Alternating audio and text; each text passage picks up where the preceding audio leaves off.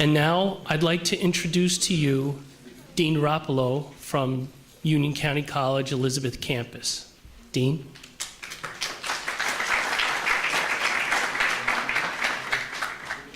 Good evening, good morning. Thank you so much for the opportunity. I'm so humbled and excited to be here with each and every one of you. And let's give a nice applause to John Prescott for putting all this together. Thank you, John. As the history program coordinator for the County of Union, obviously he does a really good job, so we're very happy and excited that you're here with us today. And on behalf of Dr. Margaret McMenamin, our leader, our trailblazer, our mentor, the one that truly cares for each and every one of you, students, I want to say thank you. Welcome to the Elizabeth campus. Welcome to your house. This is where we truly care for each and every one of you, regardless of your race, gender, ethnicity, greed. We're here to help you, and I'm so humbled and excited to be with you today. I would like to say also thank you to all the Union County Board of Chosen Freeholders, Angel Estrada. Let's give him a nice warm applause, please, for his presence. And I would like to introduce you today to the Vice Chairman of Union County Board of Chosen Freeholder, Betty Jane Kowalski. Let's give her a nice warm applause, please. Thank you.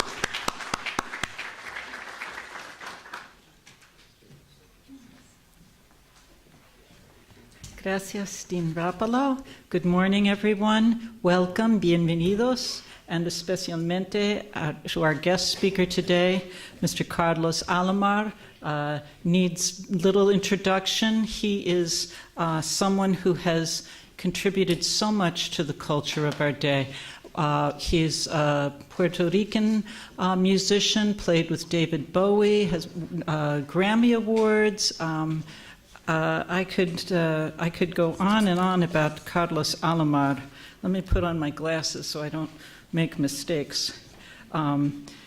He has, over the years as a producer, been a founding member of the National Rock Movement of Puerto Rico. Let's take a moment also. You know, we just recently passed the anniversary of the terrible storm that hit Puerto Rico, and I know the people of Puerto Rico are still struggling, and I'd just like to say, and thank you for your work on their behalf, and also que viva Puerto Rico, que viva.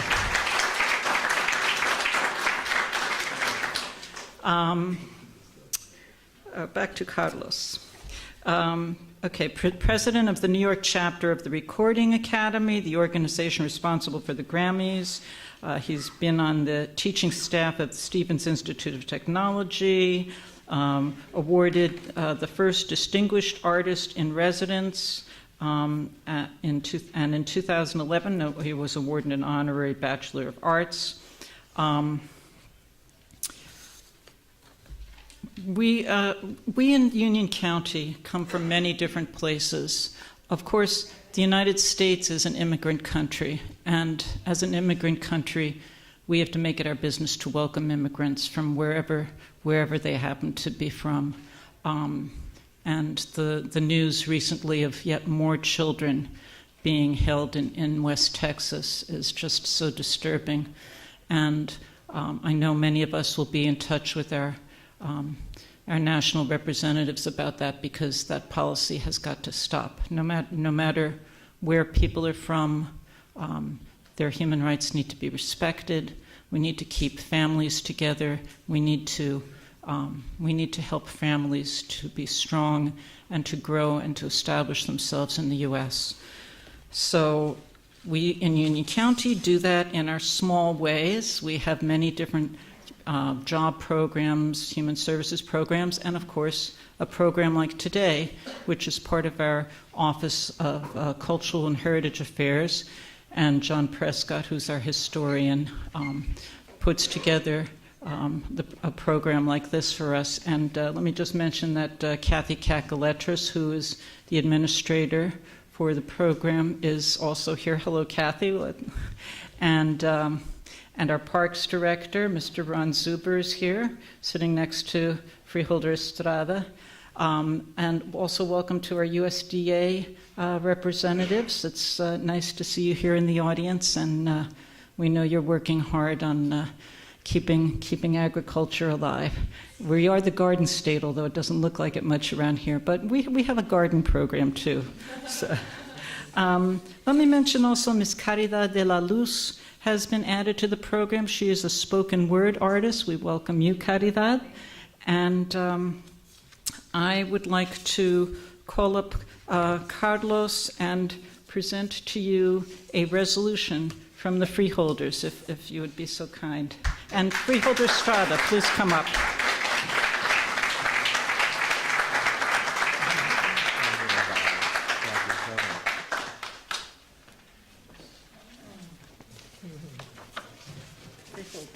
Why don't you read a little bit of this, because I've read enough. All right, okay. Well, there's no doubt we have a very special individual with us here today. What happens is that the Board of Chosen Freeholders put together a resolution that will be part of our record. Now, a piece of paper, no doubt about it. Carlos, it's a very thin piece of paper. But it's not the actuality of the paper, but actually the record. It will go down the record that today we're recognizing Carlos for his contributions. And also the fact is that we are commemorating and celebrating Hispanic Heritage Month. And Hispanics make a great contribution in our society every single day. Union County, like many other counties throughout New Jersey, have a substantial number of Hispanics that live within our ranks.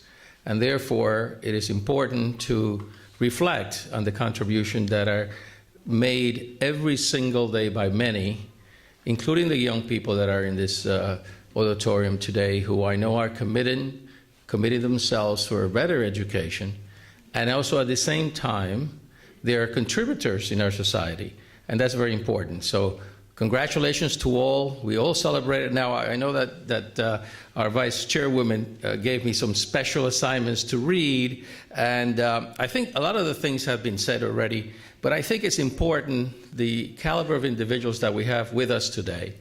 And at the same time, I want to thank everybody who had something to do with having Carlos here. It is for us an honor to have you. And without further ado, I don't want to hold everybody back. And let's get to the real things as to why we're here. And I thank you again. Carlos, it's all about you. Let's take a picture. Yeah, we're going to get a picture. Oh, this is The photo op. Let's stand over there. all right. Okay. Oh, here we go. Okay. You were in the middle.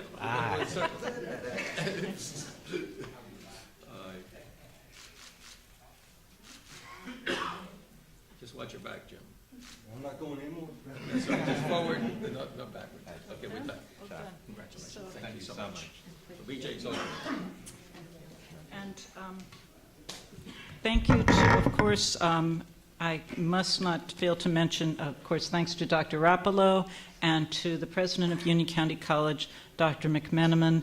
Union County College hosted last week the Governor Phil Murphy, who talked about additional financial aid for county college students, and it was quite an honor that he chose Union County College to come and make this announcement. So there'll be more news all about that, but this is a good place to be, and we're very glad to be here with you. Now, our speaker, sorry to go on so long. This is the only exercise I'll get today.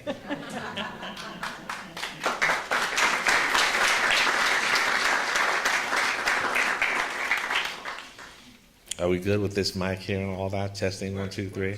Excellent. Thank you so much. I'd like to thank the Union County Board of Chosen Freeholders, as well as John Prescott for the invitation. I'm very, very honored to be here, especially to celebrate the Hispanic Heritage Month. So here's what's happening. I had all these papers and all these things, and I said, absolutely not, because it doesn't really help me to tell you everything about myself. What does help is to see what motivates and how we get to where we need to go. And I'm animated, so I can't stand behind a podium. I was always a curious child. And I found that curiosity without courage doesn't really work. It does get you in trouble, but it doesn't really work. I am a son of a Pentecostal minister, and my mother is a missionary. When I was 10 years old, I walked into my brother's room, and there on the top of a bureau, I saw these shiny keys. It was the tuning pegs of a guitar. Now, first of all, I shared a room with my younger brother, and my older brother's room. He had his own room. He had a record player in there. He had things. I didn't even, if I touched his door, you know how older brothers are. You don't touch his door. You don't go in there. But I found out that my mom always had her sisters from church come over, and they would talk in the living room. And during those days, children are not to be heard. You go into your room and you wait, blah, blah, blah. We know the story. So I found out I got a window of opportunity of about 10 minutes. The minute my brother went off to school, I had 10 minutes because my mother had people. And the minute that happened, I opened that door and I went right in that room. And the album covers were amazing. But I saw that and I climbed up there, and what was it? A guitar. I couldn't help myself. I had to touch it. Bling! The minute I did that, I knew my mother could hear it and I would be in a lot of trouble. But I was curious and I had that courage. Every time I had a chance, I would go in there. The only problem was my brother told me never touch his records.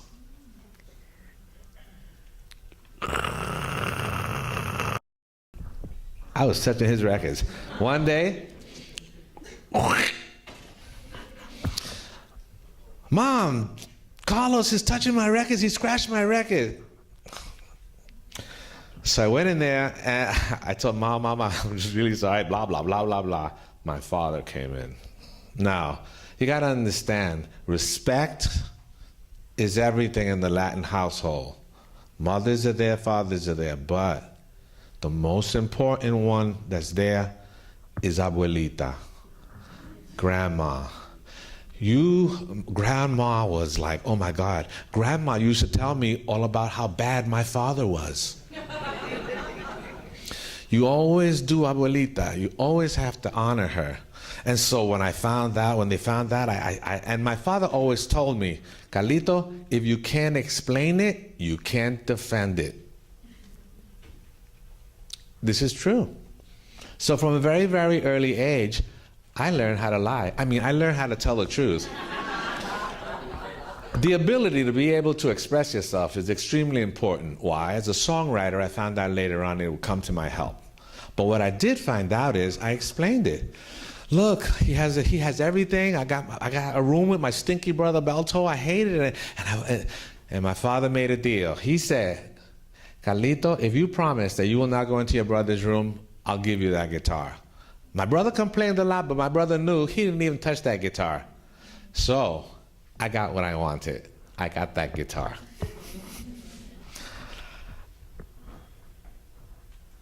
Responsibility is a funny thing. Because what ended up happening, my father's a Pentecostal minister, that's right. And we had a church. And you know who now had to play guitar for that church? Notice, responsibility is one thing. Obligation is another. Don't get it twisted and don't get it wrong. I'm responsible. We're all responsible. He does a great job. Give him the job. He's responsible. He's very responsible, responsible. Obligation is another thing altogether. Nobody has to tell you to protect your sister. That's your obligation. Nobody has to tell you to do everything great and be excellent at everything you do. That's an obligation you impose on yourself. And by being that way, you carry that obligation with you to your grave. Nobody had to tell you to do it, but you willingly do it. I found myself obligated to play that guitar. And play that guitar I did. Every time a sister came up to do the corrido, the little songs that you sing in church, bringing in the sheep, I knew 2 chords. I played 2 chords for every song, the same 2 chords. I love those chords. One day my father noticed something he told me later on. He said, Carlos, I knew you were going to be a musician. I said, how? He said when he would come to check on the boys, he would look and in the bed there would be blood. Do you know what it's like for a little 10-year-old boy to be playing the guitar? And it was a cheap guitar, but I loved it. But it was a cheap guitar. And those strings against those little fingers, they bled. But I didn't care, because the next morning I'd pick it up again and play my 2 chords. And I loved that guitar. And that guitar had something that gave me, right from the very, very beginning. And I don't want you to throw it away, because this is important. Passion. Passion wakes you up in the morning, and passion won't let you go to sleep at night. It drives you crazy. I had my 2 songs and I was happy. My father one day said, I'm going to take you and I'm going to get you a little guitar book. I was so happy I couldn't tell you. I went into the store and there I saw it. I saw all these guitar books. I didn't know what they said. I knew they were guitar books and I didn't know what to do. And then I saw it. It said, Mel Bay Guitar Dictionary, 1,200 chords. I knew 2 chords. 2 chords. I saw 1,200 chords. I gotta have that book. I gotta have that book. Daddy, gotta have that book. He bought me the book. I went home, man, I played that guitar. I learned that, and it had pictures. I mean, pictures and a young boy, come on. A match made in heaven indeed. I practiced, and now when I went to church, I had more than 2 chords. Did they fit the song? I didn't care. I was playing my chords. And then something happened. I'd be playing and Miss Morales would come to me, Carlito, that's not church music. I didn't know what she was talking about. I was playing my chords. I saw a chord called a B minor 7 flat 5. I didn't even know what a B minor 7 flat 5 was, but I could play it. And when I played that chord, now look, you know how kids are. You know the terrible twos, they learn how to say no. And the minute you say no, what do? They watch your face while you contort and go crazy just because they said no. It seems that B minor 7 flat 5 made these people go crazy. Little did I know that B minor 7 flat 5 is a really good rock and roll chord. It's a real good blues chord. It's a great jazz chord. I didn't know anything about that, but it was my 3rd chord. I started playing that chord.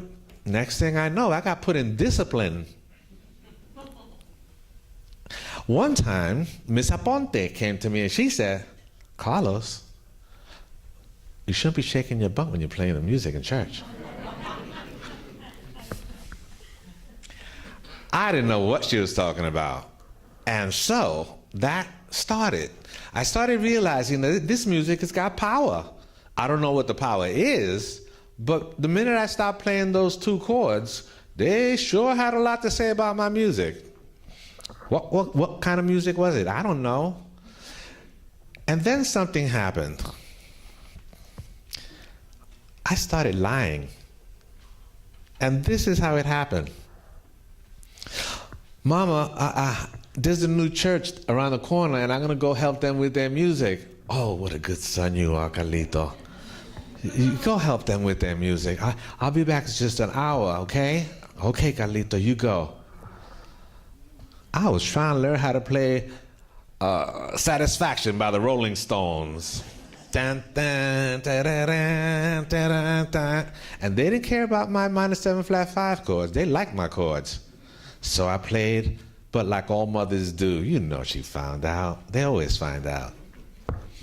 Carlito, you got to go and talk to your father. I know what you've been doing.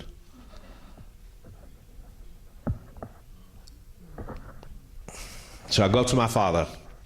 Carlito, what do you have to say for yourself? I said, I don't know what you're talking about. He said, your mother says that she's been lying, that you've been going to another church and helping her, and you haven't been doing that. What have you been doing, Carlito? I said, Dad, I've been playing with some friends. Dad, I've been put in discipline. I was just playing my chord, and Miss Aponte said I was shaking my butt. And Miss Gonzalez said that it was music. I don't know what she's talking about. I dedicate my music to the Lord, and I don't know what they're talking about. Poor little Carlito. Anyway, and he said, I'm going to let you play your music, but you must never lie to your mother. I'll never lie to her again. I promise I'll never, ever, ever lie. Ever, ever. I got that guitar. This was an important thing. He calls my mother into the room and he says, Carmen, I want you to let God give him the path, show him the path. The Lord will show him the way. We're not to stand in the way of his music. Wow. That's an amazing thing for a young boy to hear. Curiosity and courage. Encouraged by something like that, you have no idea what it can do to anyone. The encouragement of a parent, the ability for a grandmother to simply look at you and smile, knowing that you're doing something. This ability to have this curiosity and courage, I felt, was extremely important in my youth because it drove me to this need for this passion, to answer the call for passion. I don't know what's going to happen. I don't know when I'm going to hear some chord or something like that. And so I pursued my music. I started when I was 10 years old. By the time I was 14, my father had passed away. I was really just destroyed because as a father, you know how it is. You look up to them, and he was a Pentecostal minister. The whole congregation looked up to him. So for me, I had gotten to the point where I was now kind of like a teenager, and I was tall, which for Puerto Ricans, that's pretty good. And I was playing my music. It drove me. So now here I am. I got my guitar, and I really want to pursue my passion. My mother said, it's okay. So, what did I do? I got into this program called Upward Bound. It was a college preparatory program, and that program gave me things that I'd never thought possible. They gave me special opportunities. They took us skiing. I'm a Puerto Rican. I don't even like the snow. But they took us skiing. They gave us opportunities we'd never had before. They took us to the theater to see plays. I was living in the South Bronx on 150th Street. I didn't know anything about this stuff. And yet here it is, all this different kind of music, all these different kind of people, all these actors, all these people singing, oh, all this crazy stuff. I'm taking it all in. While I was there, I was going to Fordham University. They called us in those days preppies. It means that you're preparing to go to college, and so they call you a preppy, as in you're in a college preparatory program. While I was there, I played my guitar. And this friend of mine that I saw, I went to DeWitt Clinton High School. And my friend, hey, Carlos, oh my God, you're in the program too? Oh man, great. He had a friend of his who he wanted to introduce me to because they wanted to put some band together so we could play. Who was that? Luther Vandross, the great R&B singer. I met him when I was 13, 14 years old. So me and Luther, man, you sure can play. Well, you sure can sing. Can you get in that room? Well, what do you mean can I get in that room? Carlos, can you climb that and open that room and get in there? I said I could, but I ain't gonna climb that. I can't do that. That's trespassing. Carlos, there's a piano in there. I need to get to that piano. Now, I understood Luther's need to get to a piano, because a singer that plays piano that doesn't have a piano is like a guitar player that knows 2 chords. So I decided, you know what? I'm gonna help you get into that piano. But I'm not gonna break into anything like that. So what did I do? I went to the dean and I told him, listen, we need the piano, and if you let us do the piano, we'll place at special events for you. Now, I knew how to negotiate. If you can't explain it, you can't defend it, remember? Oh, I could talk. That sounds like a good idea, Carlos. Next thing I know, we were playing, and Luther got in that room. Luther told me, Carlos, I heard that the Apollo Theater is doing some auditions. And I was like, okay, we're gonna do a show here, so let's audition. I was like, oh, whatever. I wasn't really interested. What I was interested was a talent show. So when we got to the talent show, we had done it one time, we won. When we did it the second time, the dean said, look, you guys, every time you guys perform, you always win. So Luther, you sing your song on the piano, because I know you could do that. And Carlos, you do a song with the band. I said, great. So we started doing a song called Soul Finger by the Barcades. We had it down. I knew we were going to win. Luther, I'm going to beat you good. Luther had his song. He was singing and playing. So the next thing I know, we get there. The guys chicken out. We don't want to play. What do you mean you don't want to play? We don't want to play. We're scared, whatever. I'm like, you got to play. No, we don't want. Forget you guys. I'll go out there and do it by myself. I went out there and I played all the parts. Soul Finger, come on everybody, Soul Finger. I came in second place. I was real proud of myself. So Luther says, hey man, we did really good. Let's go audition. I said, I don't know. Well, will you support me? I said, oh yeah. So I went with him to the Apollo Theater. Now, mind you, I'd never gone to Harlem. Here's this Puerto Rican kid, 14, 15 years old, on the train going to Harlem, 125th Street. Now, mind you, it had been 5 years when the Harlem riots had happened. So there's a lot of stuff going on in the streets in Harlem. So I had courage, and I had curiosity. I went. I got there, sat down, and Luther sang his song, sang. Some other people there's a pretty girl named Robin. She was there too. They sang. They got in the group. He said, come on next week, I gotta go back. I said, okay, fine. I went there, I sat down. The manager, Peter Long, came up to me and said, boy, what do you do? Excuse me, sir? What do you do?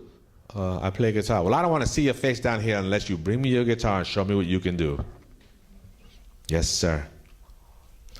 Next week, let me tell you something. Before my father died, he gave me a gift.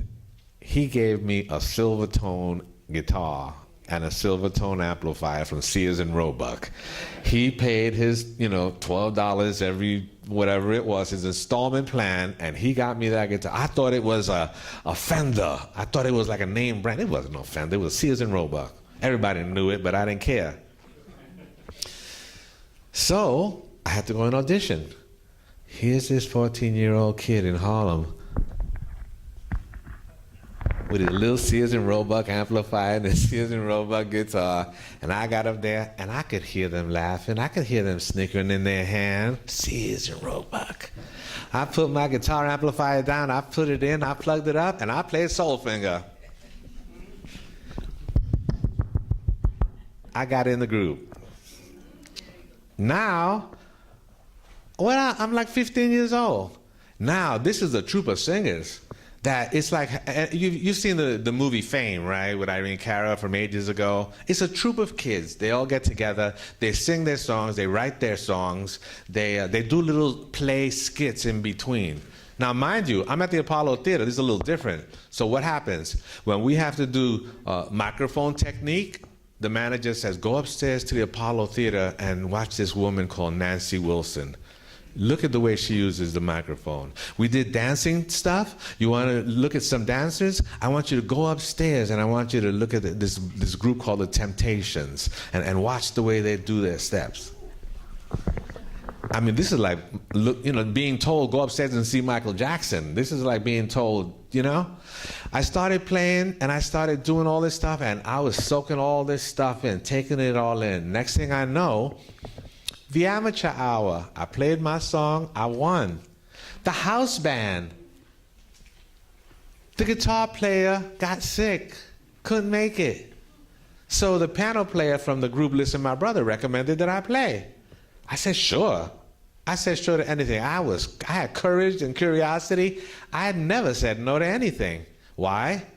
Because I didn't know what it meant to do something wrong. I just did it my way and hoped that doing it my way worked with everybody else's way. As a point, in fact, musicians understand that I could do something very, very well. But if I get together with the right musicians, man, we can go higher than I could ever possibly go by myself. And this type of cooperation is one that I use all my life, knowing, shut up and listen. And if you listen, you're going to hear yourself inside this group, and it's going to be awesome. And you don't even know how it's going to start or how it's going to end. So, here I am at the Apollo Theater. I got in the house band. I was the youngest guitar player in the history of the Apollo Theater house band. 16 years old.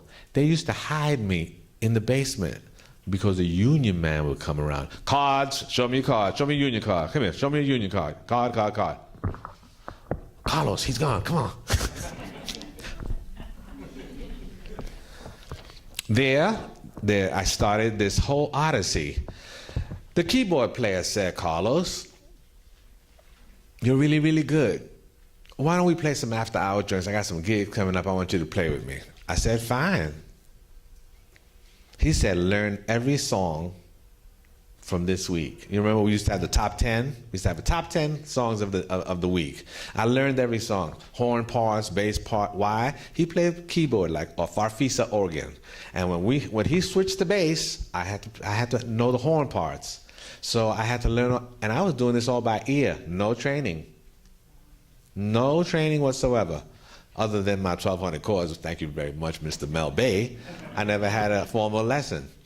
Next thing I know, people needed, I was playing behind Esther Phillips. I was playing behind James Brown. James Brown, guitar player, couldn't make it. Next thing, I knew every James Brown song. Mama, come here quick, give me that. I knew everything. He heard me play. You in, boy. I couldn't understand what he was saying, though.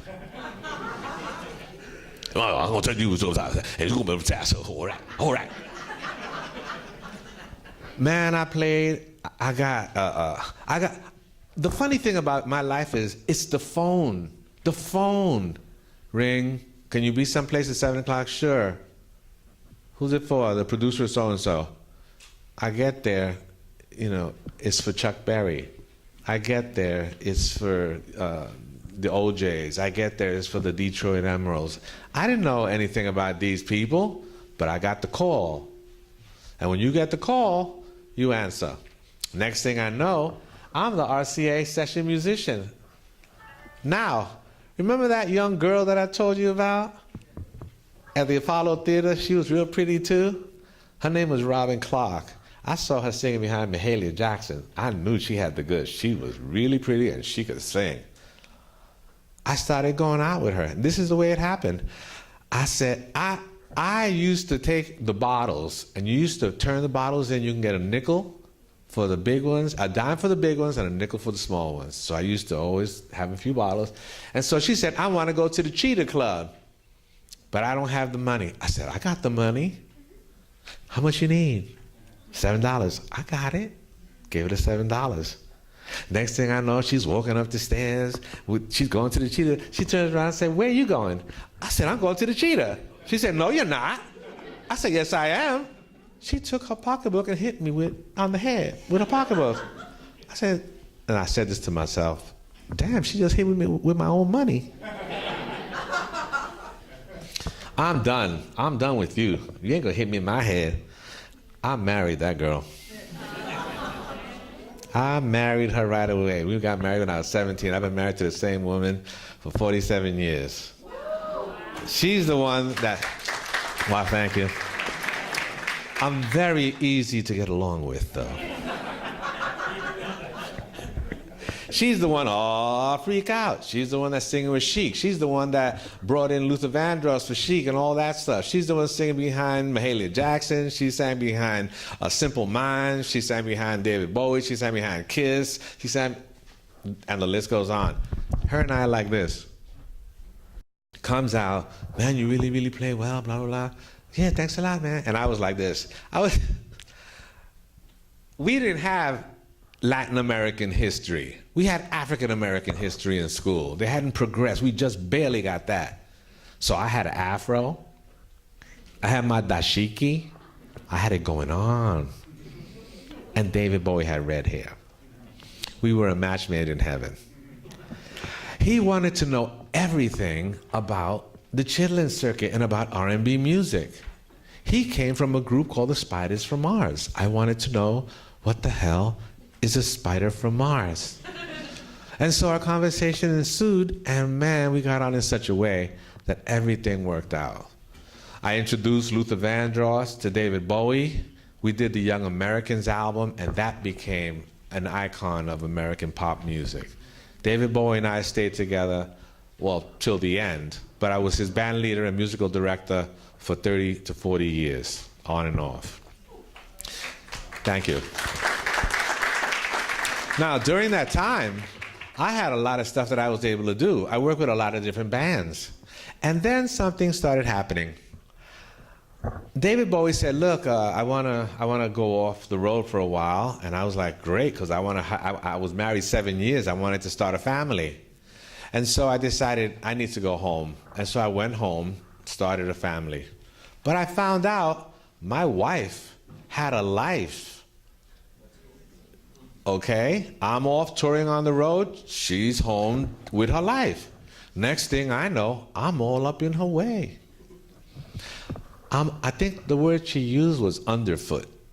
You're all underfoot. I decided, okay, well, why don't you go do something with this? Is this all you have to do? Why don't you join the Grammy, go to the local musicians union, join the National Academy of Recording Arts and Sciences. So I went and I joined the National. I put my name down. I'd like to be a governor or something. They said, Carlos Alomar, David Bowie? Sure, I got in. Now I'm a governor. Now you got to understand, I got a big mouth. Why? Because if you can't explain it, you can't defend it. And I knew what I wanted to do when I got there. I'm not the kind of guy that just gets a position and just shuts up. No, no, no. Yes, Carlos. How come we ain't doing nothing with, like around here? Why does everything got to be like national and blah, blah, blah? Well, because we don't have any committee. Well, I want a committee. Okay. And then I would talk up some people and we get a committee. Next thing I know, they made me a Latino trustee, the first Latino trustee. And I've always said, what's the difference between Hispanic and Latino? Because y'all are just using that phrase left and right. Nonetheless, I became the first Latino trustee for the New York chapter. I represented the whole East Coast. Next thing I know, blah, blah, blah, blah, blah, they sent me to California to represent national. Now I'm nationally representing. Yes, Mr. Alomar. How come we don't have so? We have to take that to committee. Is there a committee? Yes, so-and-so's in the committee. Can I join a committee? Yes. Oh, okay. Join the committee. Hey, listen, you guys, we should really do that. We should get this program. We should. Okay, Carlos. I had so many suggestions, they could not shut me up. And I did well. Why? They passed a lot of the things that I asked them to. Next thing I know, they have to now elect the National Board of Trustees. Now, I'm telling you, the Grammys, we all have chapters in our local places, but national, this is totally the whole United States. Who was running for the position? The famous producer, Phil Ramone, God rest his soul. And who was running for vice chairman? Jimmy Jam. Man, Jimmy Jam, Terry, look, those are my boys. I was like, California. They said they're going to run, anybody running? They are to run uncontested. That means nobody is rising to the challenge and nobody is doing anything. Uncontested? I don't know about. Look, I'd rather lose than to give up something uncontested. And so, yes, Mr. Alomar, if no one is running, I would like to run. Okay, Mr. Alomar, you're a candidate for blah, blah, blah, blah, vice chairman of the board. Thank you very much. So that finally the time came, you could speak. Went up to the podium.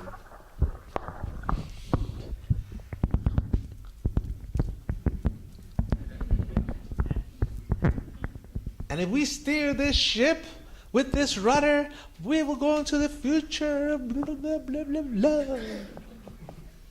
Well, don't you know? I beat out Jimmy Jam and Terry Lewis, and they made me the vice chairman of the board of the National Academy of Recording Arts and Sciences. Damn, I couldn't believe it. Now, I don't have to ask anybody about a committee. We got the Latin Grammys. We got rid of Michael Green and got a new president, because you can't start nothing with the old guard. Next thing I know, How about electronic? I had just finished doing all that Bowie stuff, all that electronic music. Where's the electronic music category? And you know, how come you always doing where the female rap artists? How come you don't have...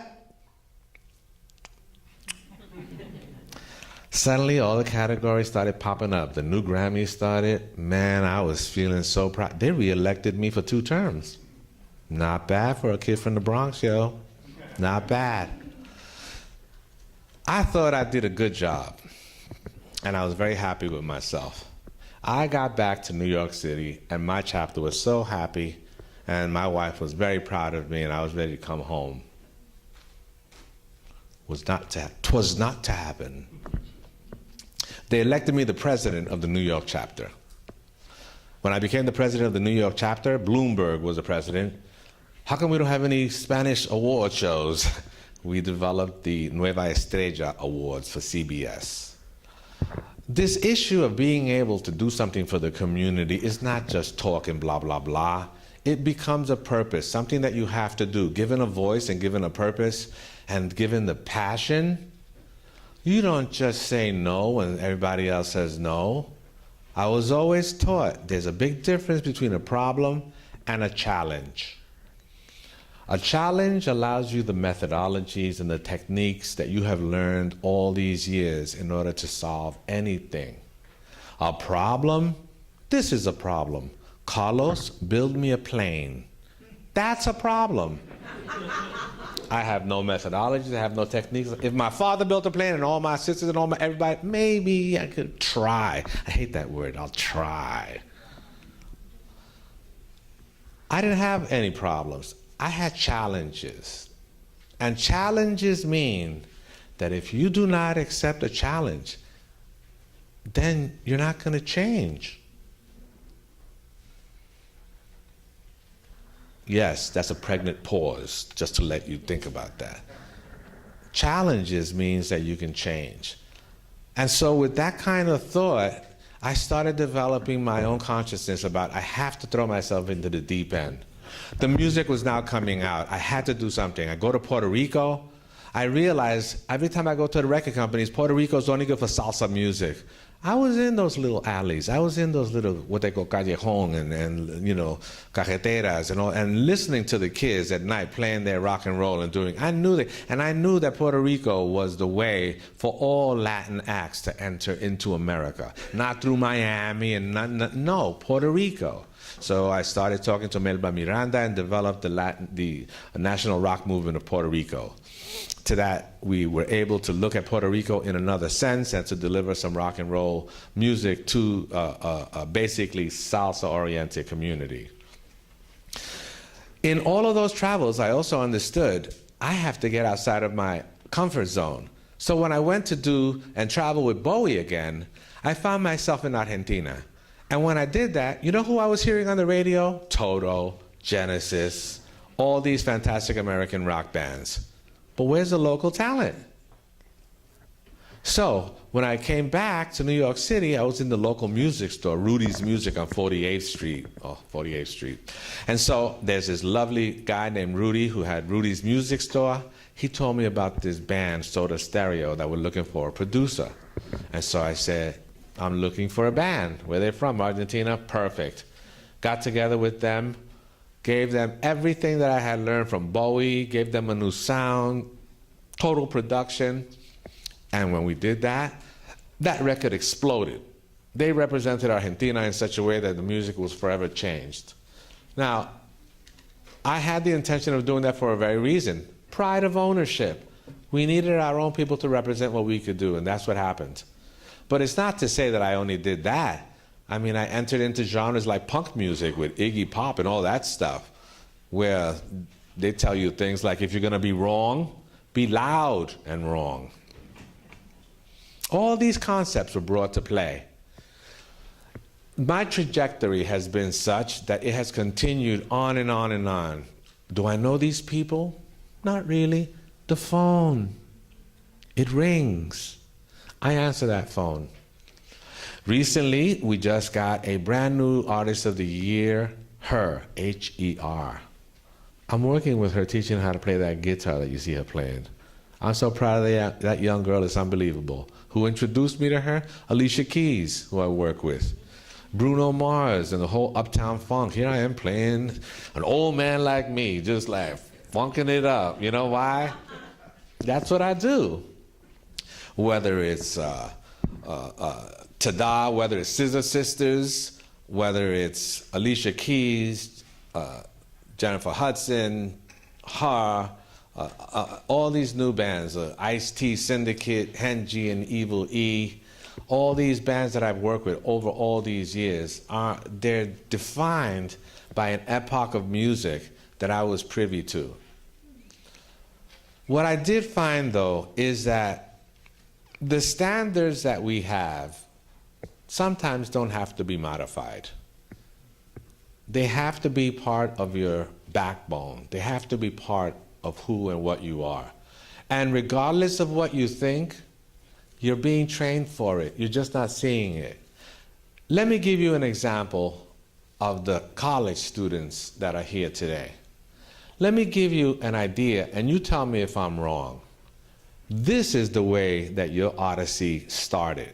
And quite honestly, what really holds us all together right now is the odyssey and the journey that brought us here right now in this moment. The abuelitas, the grandfathers, the fathers, the mother, whoever they are, wherever they come from. It does not define who you are. You define who you are. So let me give you an example of what we've been taught that we're not thinking. I started in elementary school. I had a lovely teacher, Mrs. Rhodes. Oh, I love that teacher. She caressed my face and used to tell me, Carlito, you're so special. And then something happened. I got into grammar school and she wasn't there no more. Now I'm looking for room 101 because I have an English teacher, a science teacher, a history teacher. What happened? Then I got up to the 6th grade. And the minute I got to the 6th grade, they kicked me out. Now I'm in junior high school.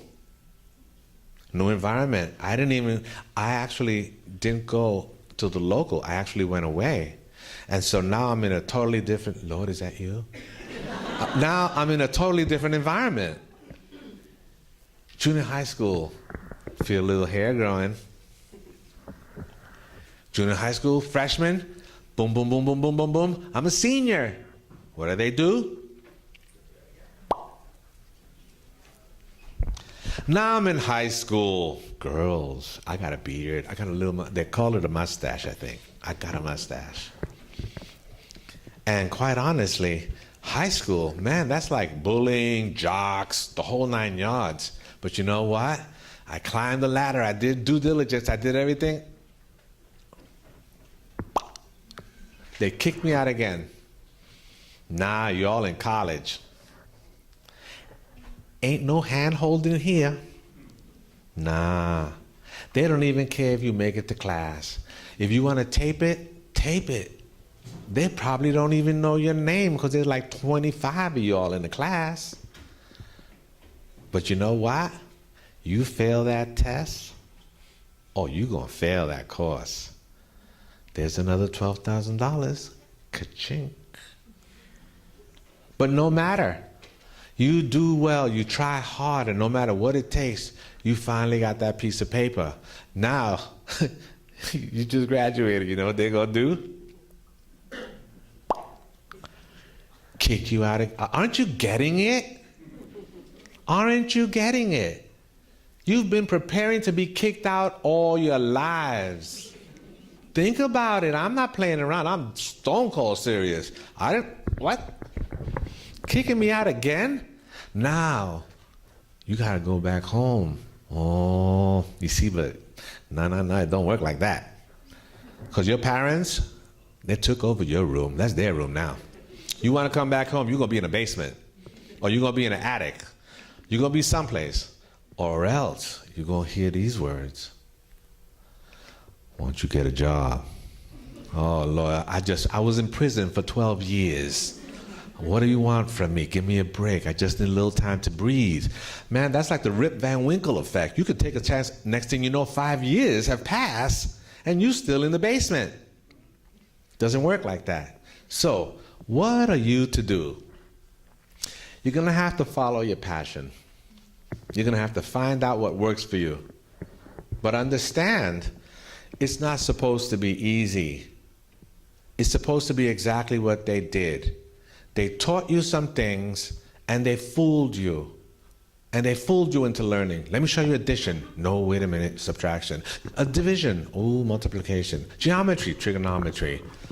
It's like a constant yo-yo. So now you're on your own. You've got to learn, and learn it fast. You're here. These teachers are here to teach you how to teach yourself. Understand? If you don't learn that lesson, you'll go home. When was the last time your mom and dad picked up a book? When was the last time they educated themselves? What are you going to do now that you have all that information in your head? You're going to learn something, and quite honestly, this is something that you all totally understand. Everything you learned in the last 4 years will be obsolete by the time you graduate. Think about that. This is an important aspect that you need to consider. Why? Because you need to reinvent yourselves. And reinventing yourself means that you're going to need a few things. Vision. What are you good at? What do you think you're good at? Like a band. Can I hook up with certain people that will make it great for me, much better than I could for myself? And you have to remember, sometimes you even have to consider, why am I doing it? That we call the initial intent. Don't forget. This is what it sounds like when you have an initial intent.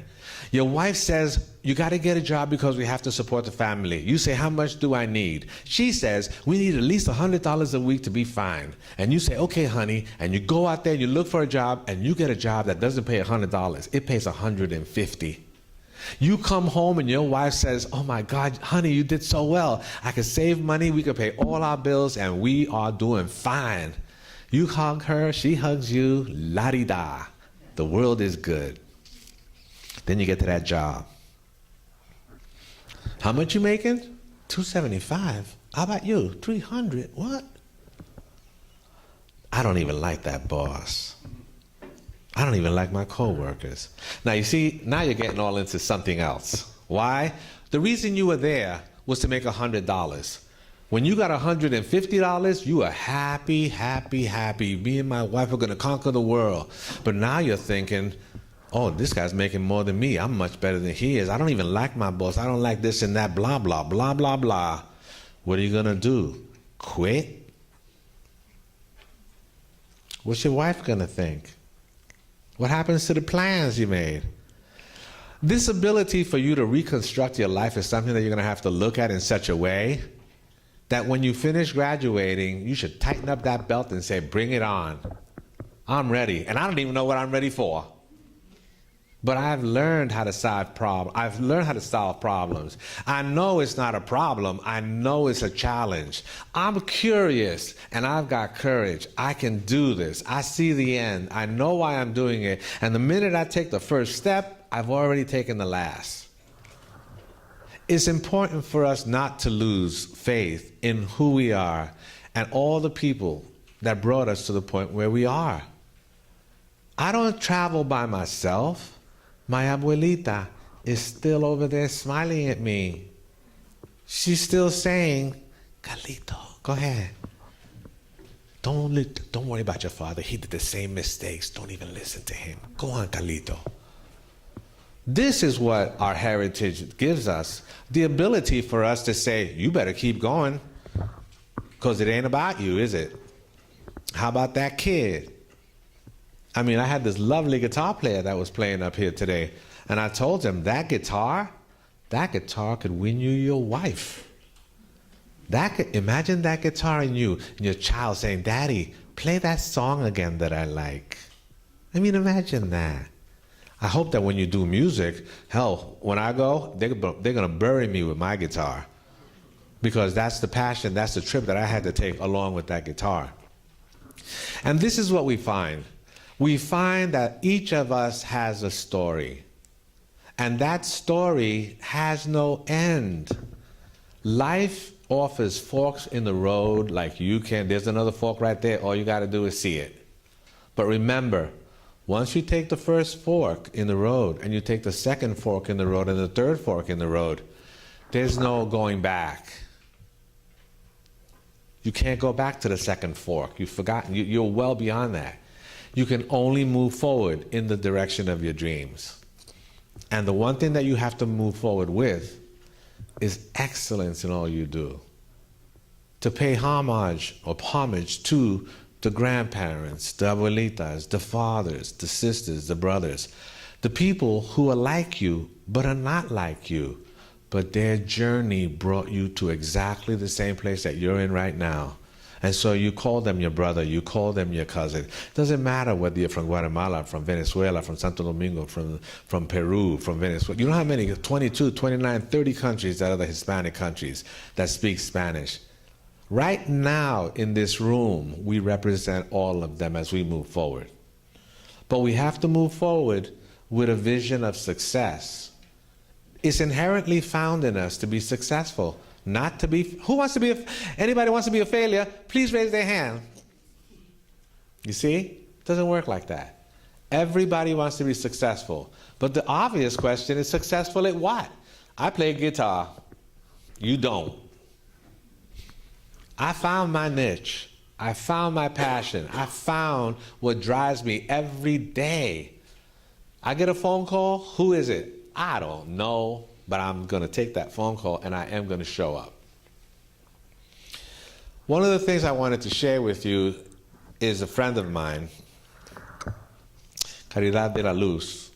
I met her when we were doing an event together.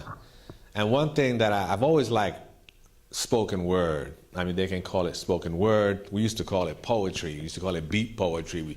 We call it rap. You know, you can say anything. But what it does, it allows a visionary to be able to speak in such a way that words have powerful meaning. Right now, I've been speaking to you for a certain amount of time.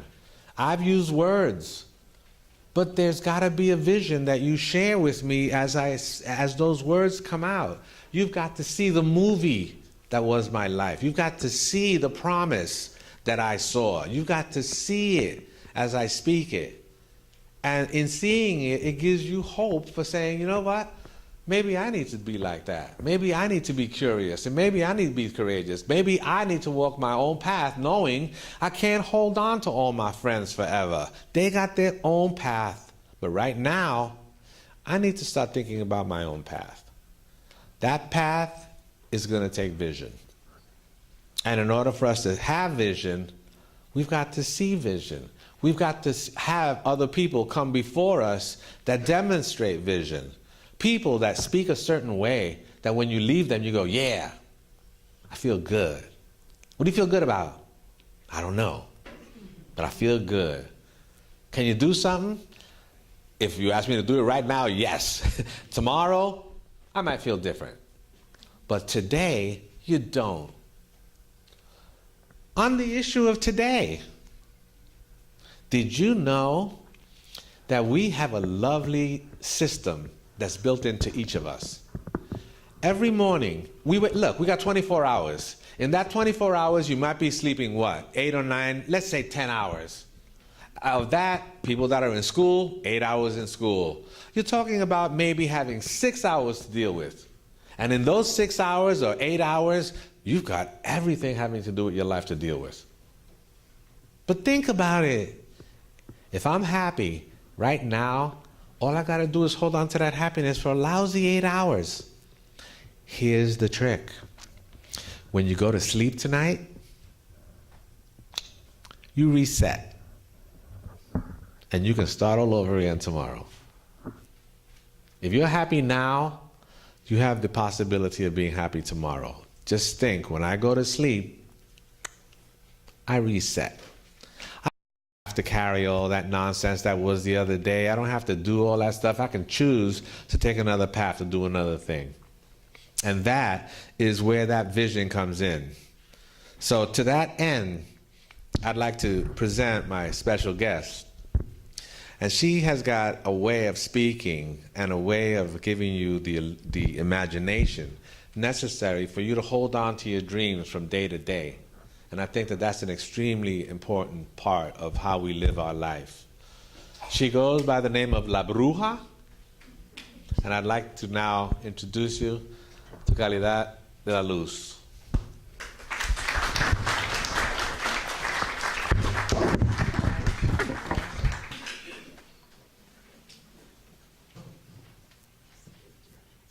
This is the technical part of the show. And I'd like to thank you all for your kind consideration and the time given. Now, the real entertainment part of the show, I give to La Bruja. So much. I have to tell you, I could almost cry. I feel so honored because that phone call he was saying that he would get was the phone call that I got from him. So I'm deeply moved and very honored to be here. It was my grandmother that inspired me, my great-grandmother. We called her Mama. She didn't know how to read or write, but she knew how to recite. And she had a memory of gold. And my family were Puerto Rican from the Bronx. I'm the firstborn in the Bronx. They came from Puerto Rico. And they always taught me that family was everything. Our culture was everything. Giving was everything. And belief. Very spiritual people. I was baptized Catholic, but we had a legua at the door. We had Buddha in the living room. We had statues of Taino Indians. We were non-denominational, but we just loved. And love was the religion that my family taught me. But it was Mama that taught me how to recite poetry. And I was only 3, 4, or 5 when she would teach me. My parents got married on Halloween, so it's very easy to consider myself a bruja. And when you write, you spell. You're spelling. You're creating spells. That's how powerful your words are.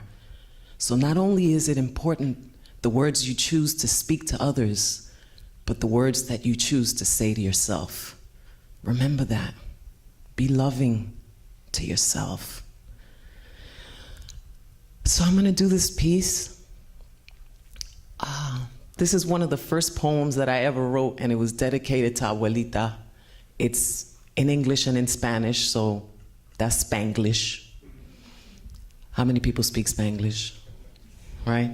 If it's cold outside, you put on un coat. Anyone? But anyway, this is called The Pearl of the Caribbean. This is a little slangy hip-hop, little bit maybe. By the light of the moon, dusty roads we would walk, as coquis sang their song, pulling strings in my heart. Guayabas, quenepas, bombas y plenas, drinking café, wearing chancletas, in the kitchen with abuela, hoping that times would get more better. I respect her for holding it down so long. 5 kids, 1 crib, cocinando lechón. Taught us respect, la bendición, how to ask for perdón. Mama Don, you're right, even when you're wrong. 'Cause I'm proud to be Boricua, Taína de la Isla Bonita, Africana, Gitana, Latina, de Manatí es la brujita. Abuelito, mami, tío, primo, my family, my people. The more days that I live, I realize we're all equal.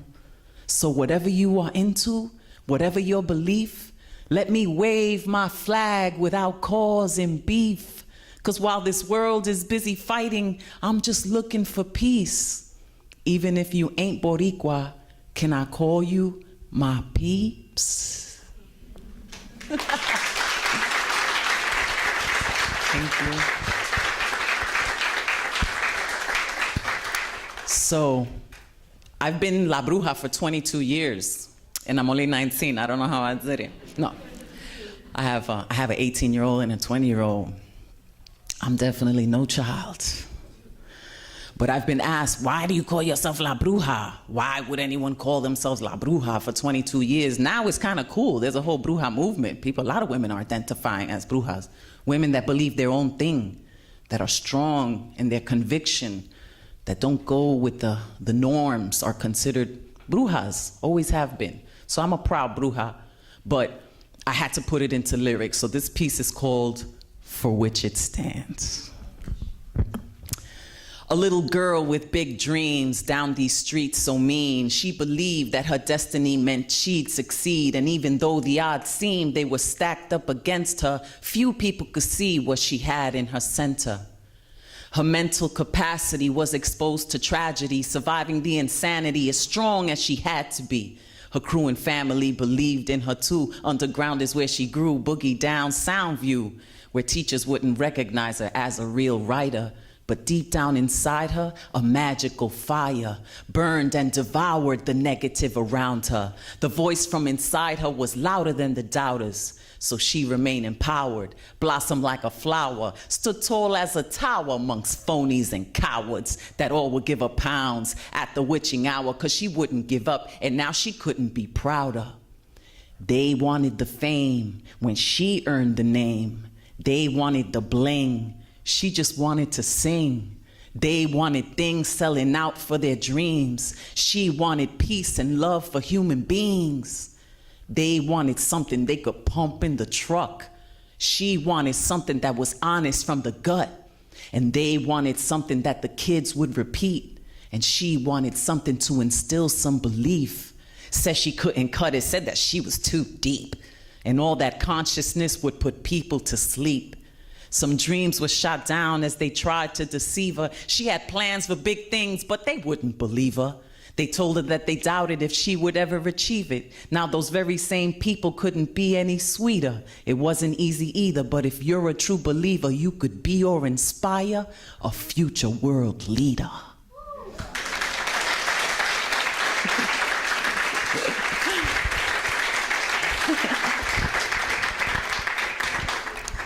There's actually a third verse to that, and I'll just spit it. Why not?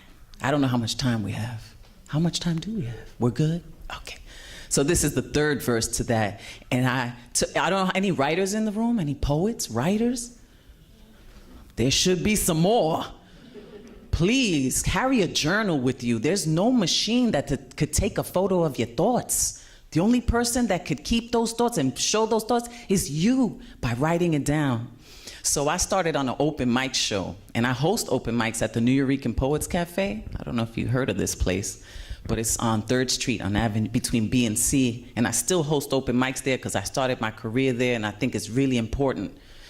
But like I said, it was my mom that taught me how to recite, so I tried to put my whole life in one verse and answer why I call myself La Bruja, and this is just the verse, so I'll just kick it for you.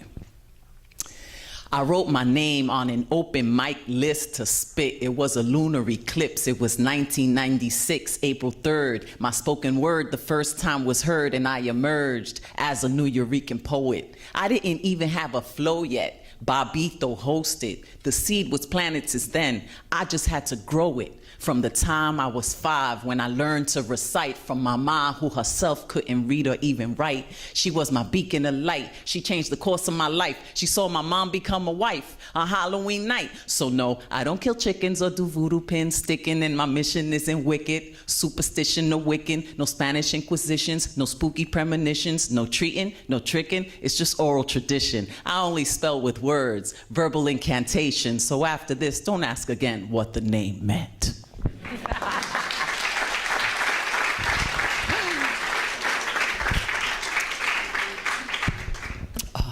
As I think the dean, she may have left, but she had mentioned Hurricane Maria. This is just one last piece. Is that okay? Absolutely. This is a little more political, considering what has happened on our island of Puerto Rico. My surviving grandmother has been displaced. She's living in Texas now with my uncle. Our home was destroyed. My father is still there, thugging it out. But I wrote this piece considering what the island has gone through. And if I could speak for the island, if Puerto Rico could speak, this is what I believe the island would say. And this is called Puerto Rico. Puerto Rico me llaman. I am Puerto Rico. That is what you call me. Yo me llamo Puerto Rico. If you came from me, you will go from me. You will come to me. You will grow from me. Puerto Rico, Puerto Rico, Puerto Rico, Puerto Rico, Puerto Rico, Puerto Rico. Africa, Spain, Taíno, Madre del Jibalito, defended por Albizu. I've made many sacrificios. A mí misma me critico. I have taught all of my people to turn the other cheek, though. I've been a refuge politico to the French, the Dutch, the Spanish, the English, the Catholics, the soldiers, the tourists. I've treated everyone as equal. And now there is a war against all Puerto Ricans. We are fighting an elusive creature that owns me as its paraíso. ¿Cómo me explico? ¿A qué me califico? ¿Por qué me mortifico? I am not poor, but rico. We were offered fool's gold while they robbed us of a sharehold, while nacionalistas foretold the takeover of control. We danced and fell into the American mold. We warmed ourselves with tropical memories while facing the American cold. But what is untold, we will expose. There are no more cheeks to turn. Though the hypocrisy has left us holding two faces, we slapped with debt we didn't earn. Told to strap up our boots, but left without shoelaces. Not welcome in one, but living in two places. Between here and there is no place for me. Oh, say, this rape culture. Oh, say, can you see? It is always to victim blame, so the truth you won't see. And they've asked me how I let it go this far. Beneath the shirt off my back that I gave are the scars. This patriotic love of one flag, this promised freedom of one star. There are 50 United States, but not room for one more. My children since birth have been dragged through the floor. And what was mine, but mistaken as yours. Collectors of foreign sectors are banging down my door. And the first mass exodus was in the 50s, and we're witnessing the sequel, and it's 2018. And if you ask me right now what it is that I am thinking, I'm holding my people up to stop them from sinking. They would see the richness of my power if they started interlinking, and the colonial mindset would start collectively shrinking. So stand up, my children. We will always be connected. Por el cordón umbilical, maternal, por el ombligo, with my mangoes and my mangroves, yo los purifico, los huracanes de Yocajú, yo los pacifico, y las riquezas de Atabey, yo los multiplico. If you came from me, you will go from me, you will come to me, you will grow from me. Puerto Rico, Puerto Rico, Puerto Rico, Puerto Rico, Puerto Rico, Puerto Rico. We are not poor, but rico. We are not yours, but equal. Thank you so much. Thank you.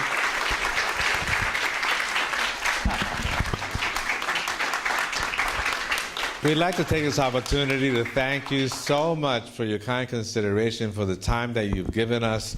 And if we do have a moment, we can finish the time that we do have. If there are any questions that you'd like for us to answer, we'd be more than glad to give us a moment of our time for you. So if you'd like to, there is a microphone there. If you can project, if you want to do it from your seat, and you feel like you've got that Caruso voice, by all means, yell it out. Anyone have any questions? We have answered all the questions. Oh, really? Please. What happened to that silver tone guitar and amplifier? You know, I don't know. Storage. You lose storage, you get another guitar, you don't think of it, you go on tour, you get people that give you guitar, they throw guitars at you. And the realization that it was a Sears and Roebuck guitar must have kicked in somewhere. And then I realized that it was an imitation of a Jaguar. But I actually now own 3 Jaguars. And I wonder why one wasn't enough. Any other questions? Dr. Rapalo, I'm the Dean of the Elizabeth campus. Thank you so much, Carlos and La Bruja. I do have a question. We have a lot of students, as you previously mentioned it before, that represent a wealth of knowledge and very diverse from all Latin American countries, European descent, African descent. What advice would you give them as far as connecting with their identity, keeping that culture alive, and pursuing their dreams in regards of education? Because it was pivotal for the two of you. I think that in a very equal sense, I think that the last sentence that you got was exactly right. You must write down. You must educate yourself. We are storytellers, and that's the way we as writers inspire ourselves and to continue to see stories, but mostly it's the stories that you got from your past. If you don't have those stories from your past, I don't expect you to go to do your DNA testing and all that stuff that they do now. But you've got aunts, you've got uncles, you've got photographs. Do you know how those people hold on to their photographs? Try to get one. See what you get. And then if they won't give it to you, but I can make a photocopy. They know that. Why won't they give it up? Don't ask them for the photograph. Ask them for the story. Do you know all the stories of all the photographs? You know you don't. Why don't you start asking? Why don't you start there? And maybe you might discover that pride of ownership that your abuelita or your cousin or because they know stuff. And you don't always get that opportunity. In our household, when do we get together? Weddings and funerals. Thank you very much. It's not fair. And then if a grandmother dies, well, the whole family, whoosh, you don't see them. Those little kids that were running around, they're your second cousin, third cousin. You don't even know their names. They're 25 years old. And what do? Call them out in Facebook? Find out who those people are in the photograph. Why don't you start there? It's a modern day way of going back. Thank you. Any other, please? Something. What is your passion? Because everybody in this room does something better than anyone else in this world. What is that thing that sets your soul on fire? Don't give it up. Even if you have to work to support your artistic passion, that's what I did. Do it, but don't ever let it go. The moment you let go of that passion, your soul dies, and you're not really living anymore. Live your life. Live your passionate life. And in this day and age, this is the best time to do anything independently. Don't let it go. Any other questions? Oh, thank you so much for your time.